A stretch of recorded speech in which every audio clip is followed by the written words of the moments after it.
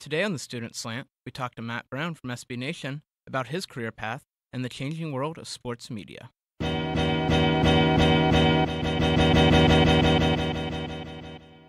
So I took a really different path to get where I am at this point, right? A lot of other, people in my industry, a lot of my peers have these, fancy credentials and degrees from places like Medill or Newhouse and everything. And I like to joke that I got a college degree in arguing on the internet. I have a political science degree, and I don't remember a ton of the literature that I read from that.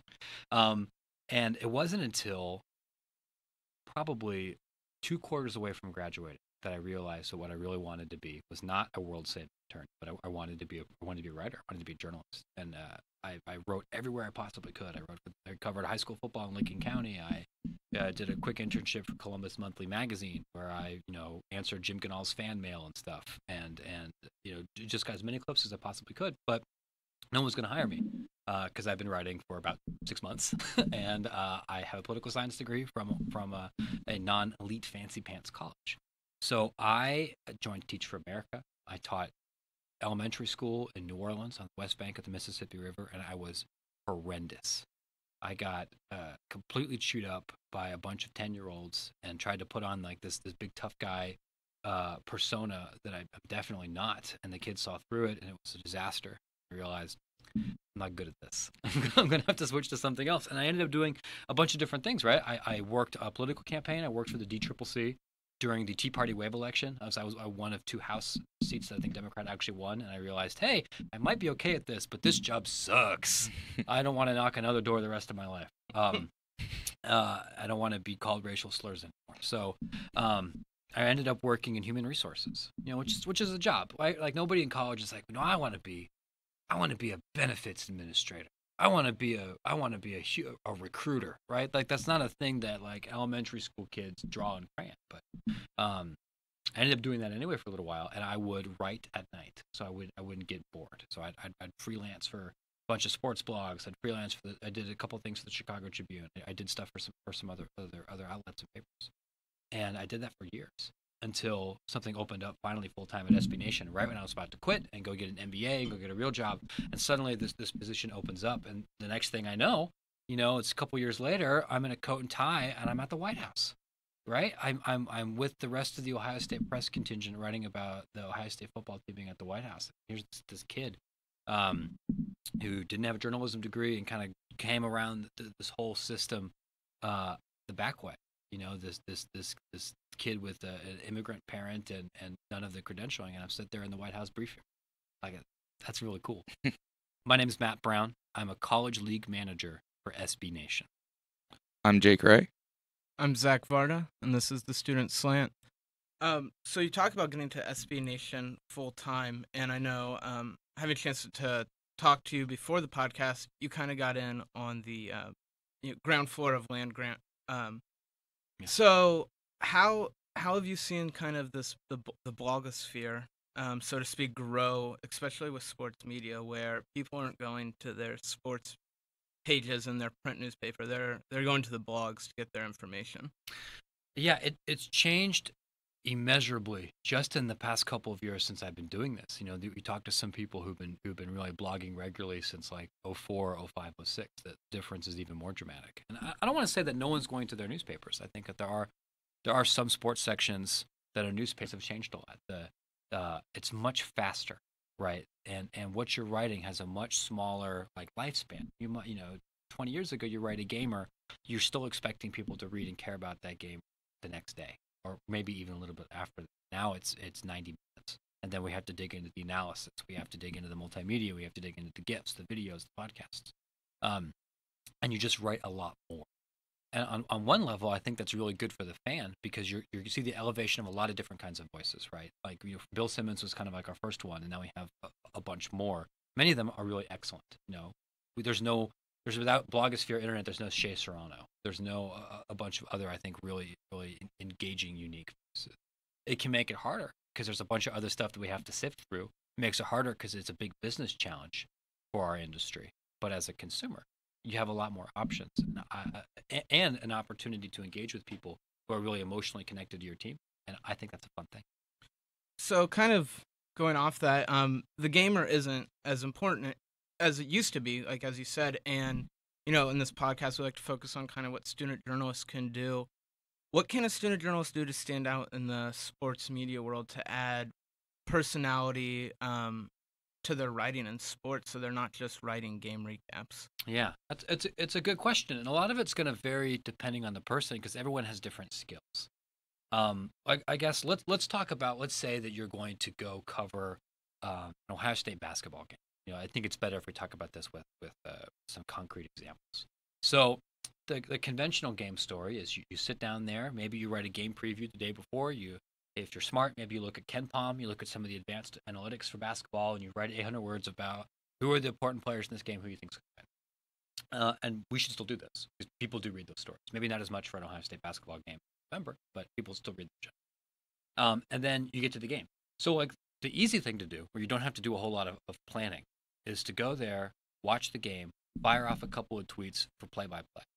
You go into the press conference, you talk to Chris, you transcribe what Chris Holtman says, you talk to a couple of players, and then you file your story. And you're still going to be doing that. The trick then is to think, you're not going to be the only one at this game. And there's going to be, the Dispatch has a really good Ohio State basketball writer. There's probably going to be some people from radio. There might be a television person. You're going to have land of 10 people there. You probably 11 Warriors is probably going to be there. So you have to think about, okay, so as a student, it's going to be really hard for me for like my gamer story to compete with those because they've been doing it for a while, and because they know those players and coaches probably better than me. So you have to think about what are some things while I'm here that can do that are a little bit different. Some of that might be multimedia, and that might mean that you decide to do a Facebook Live or some Periscopes on the court from the game, and do a little like mini TV presentation before. Maybe that you decide that you're going to try to zero in on a particular player, talk to that person, even if they weren't super involved in the game, and try to build a story that way. Like, it was interesting. I think after the last press conference, I was reading about this. Buckeyes beat Texas Southern, and Micah Potter is talking about how important it is for players on the bench to be engaged and be a part of their role, even if they're not playing. Because Caleb Wesson was suspended, and there was one. It was Joey Lane, I think, was not playing. He's talking about how that's important.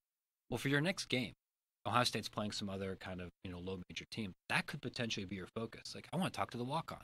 I want to talk and focus all of this about the guys that weren't getting in this game. What is that perspective like? What is your responsibility to this team if you're playing less than 2 minutes a night? What does that mean for your role in preparation? What does that mean for your role during the game? How do you stay engaged if you're not going to play? Like that might be an example. Nobody else is going to write that story, but as a student, you may be in a better position to do that, especially because you might actually know that guy.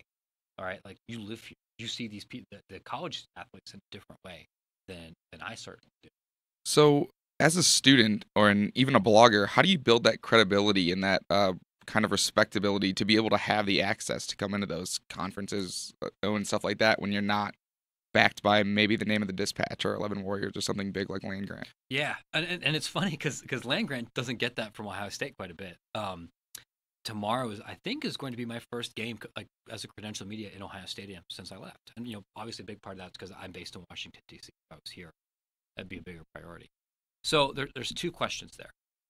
The first, some of it's going to be outside of your control, and so for some really big athletic programs like Ohio State, Alabama's kind of this way, are going to be very conservative with this, and it's their right to be that way because I don't think they need us, right? Ohio State has a gajillion people writing. The press box is only so big.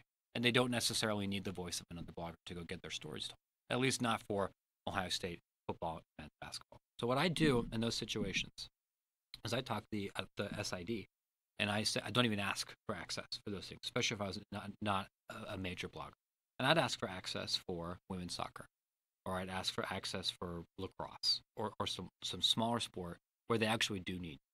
And the idea there is so you can help build that personal relationship, so you can prove to that university, hey, I can come here. I can act responsibly. I'm not going to clap in the press box. I'm going to wear clean pants. I'm going to be able to, ask reasonable questions. And I'm going to write a story to help amplify the student athletes that you want to talk about, and not necessarily, cheerlead them, but to be able to tell those stories. And most of the time, the answer to that question is yes, as long as you're willing to actually then go to all of those games. If you go to 2 women's softball games and decide, actually, this is boring, like you're going to nuke your relationship with that school. sometimes they're still going to say no. And then at that point, for the blogger, I ask them, do you need that access? Or are there interesting stories that you can still tell without it? And I think the answer to that question is absolutely. Because you can write analysis without actually having to be there. You can write a game quicker than anybody who's in the stadium because they're all going down to field level. You can still beat them in Google if you're on their couch, if you want to master the gamer side stuff. But a lot of bloggers have decided that, hey, we're going to let advanced statistics and analytics be like my market advantage. I'm going to trade some access for my ability to get really inside. Some people do this with X's and O's analysis. Some people do this with video or with podcasting. And it's up to you guys to figure out where you want your different thing to be.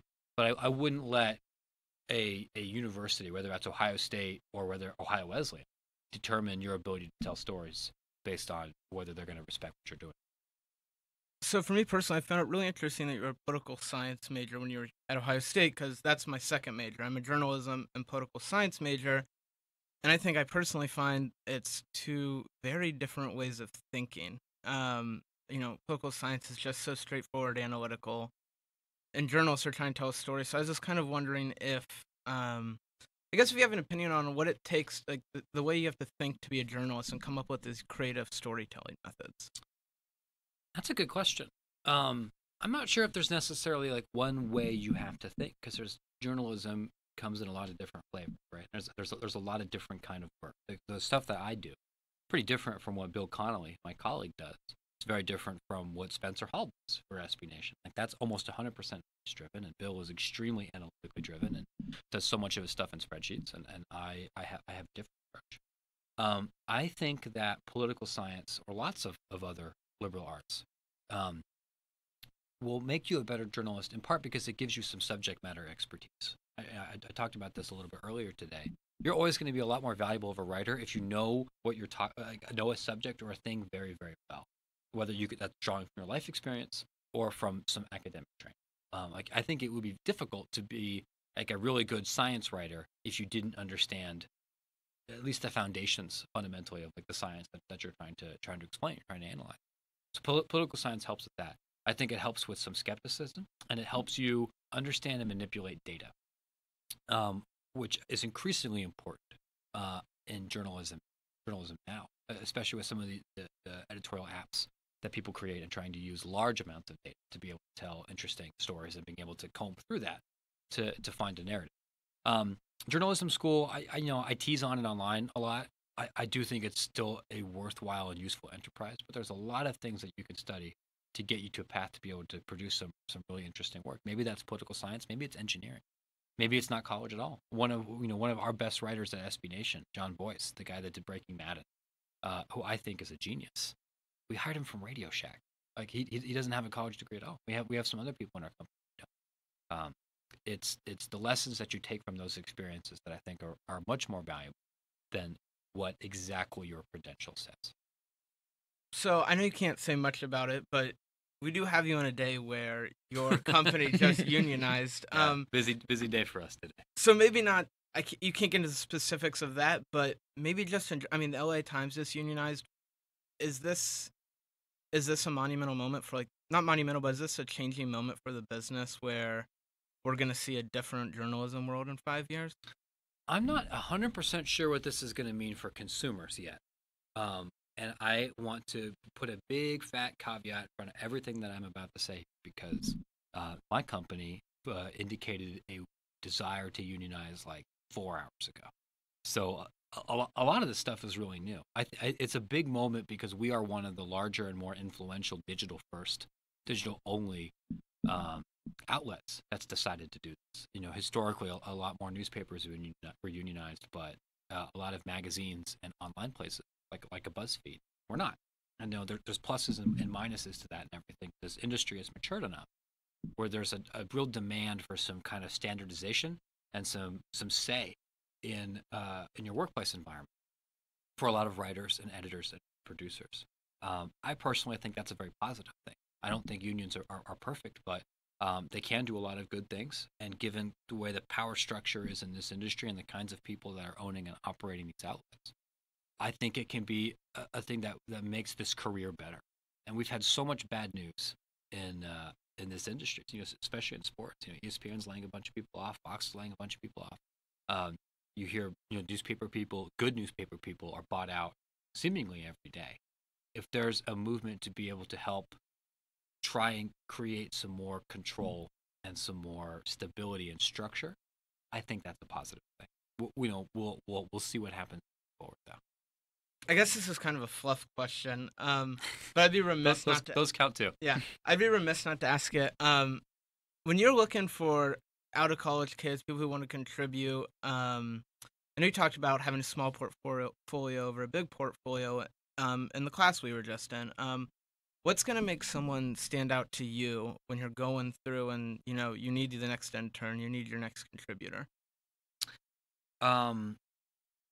It's a good question, and obviously I have to preface this by saying it depends a lot on what we're looking for here.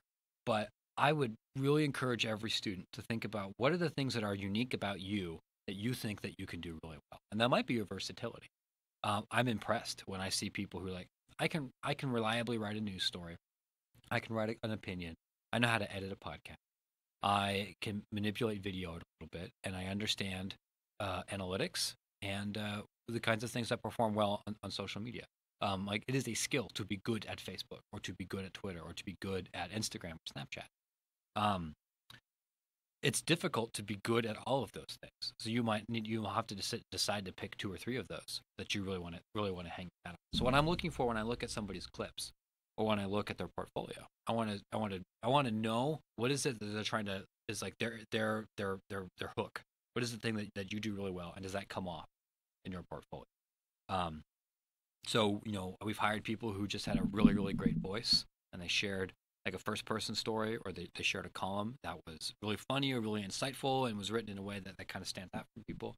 We've hired people who showed really great reporting chops and being able to accumulate lots of sources and a lot of data. And some people who are like, I'm really good at memes. I'm really, really good at Twitter. I'm really and here's some data to prove that.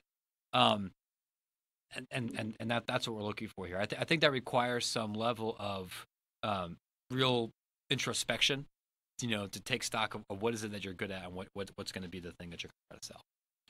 Yeah, and you spoke previously on you may not be getting the certain credentials and not being able to get into conferences and stuff like that, and how you need to find a different way to tell a story. So how do you think someone our age could build that skill to look and see? It's sort of like photography. Like, you need to have that eye for the photo.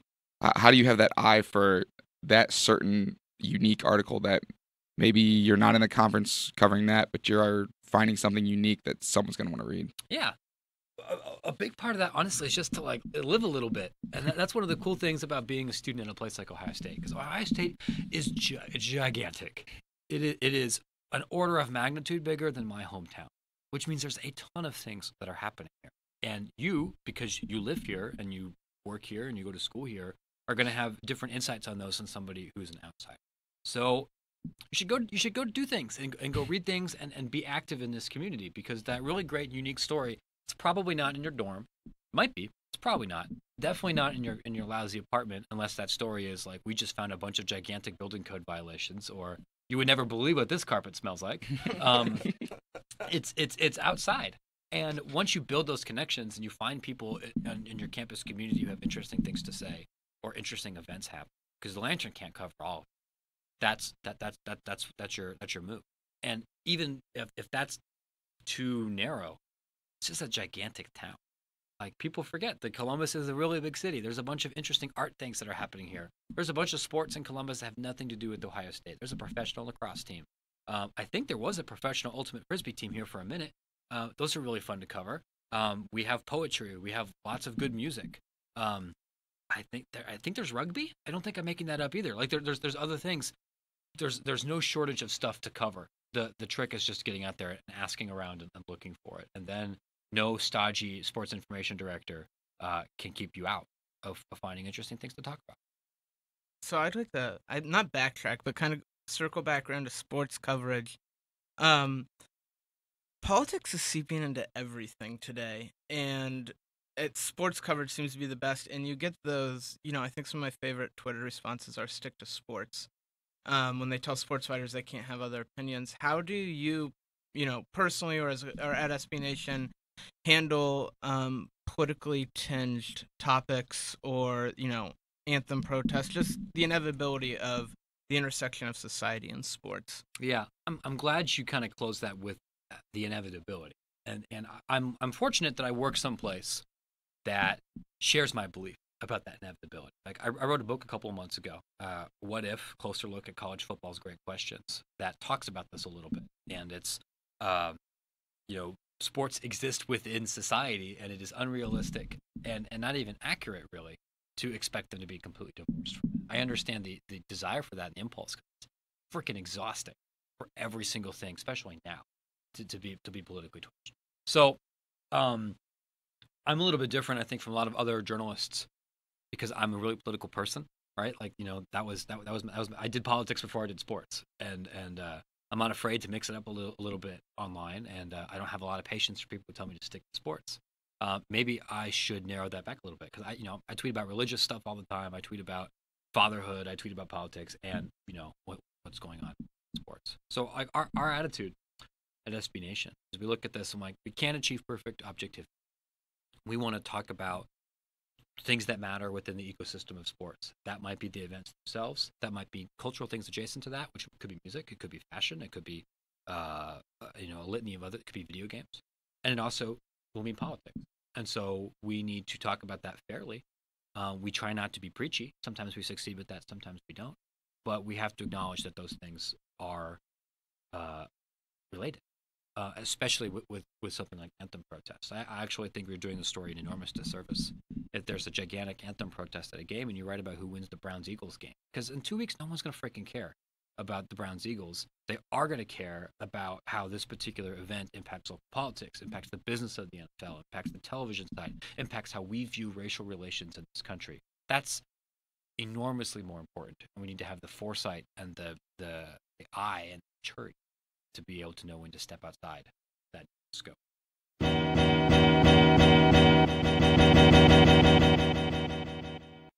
That was a great discussion. Join us next week for more student perspective on the Student Slant.